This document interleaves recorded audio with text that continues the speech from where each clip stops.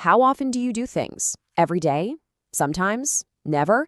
Well, today we're going to break down the essential Japanese adverbs that let you answer these exact questions, and it's going to make your conversation sound so much more natural.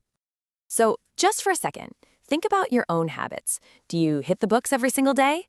Just sometimes, or maybe not at all? These are the words we use all the time to talk about our lives, and they're absolutely crucial in any language. And by the end of this short explainer, you'll be able to answer that question and a whole bunch of others just like it with complete confidence. Seriously, you'll have the key words to describe your routines like a pro. Okay, so let's dive right in. Our first step is to get familiar with the essential vocabulary for this, frequency adverbs. So, what are these things? Well, it's actually a pretty simple idea. In Japanese, they're called hindo fukushi, and they're just these little words you pop into your sentences to say how often something happens. Now we're going to focus on these 5 core adverbs right here. But, and this is super important, they're not all created equal. See how they're kind of split into 2 groups? There's a secret rule here that separates the top 3 from the bottom 2, and getting that rule down is the key to using them perfectly. All right, let's kick things off with the easy ones. Mainichi, yoku, and tokidoki. They follow a really simple pattern. What's awesome about this first group is just how straightforward the pattern is. You just take the adverb, stick it right after the subject, and then finish up with a positive verb. One ending in masu. Like in the example, watashi wa yoku hon o yomimasu. I often read books. Simple as that.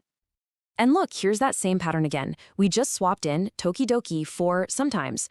The adverb fits right in, and the sentence still wraps up with that positive verb, ikimasu. See? Easy.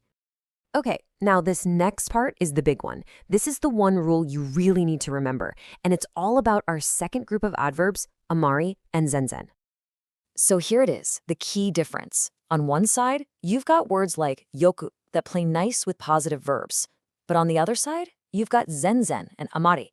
And these two, they're a package deal. They always have to be paired with a negative verb, one that ends in masen. You can't have one without the other. Let me just say that one more time so it really sinks in. If you use zenzen or amari, your verb absolutely has to be negative. Let's see what that looks like. See how that works? To say I do not watch TV at all, you start with zenzen.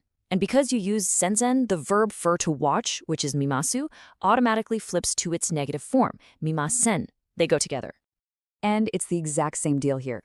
Takashi-san wa amari, as soon as we use amari, we know the verb benkyou shimasu, to study, has to change. It becomes the negative benkyou shimasen.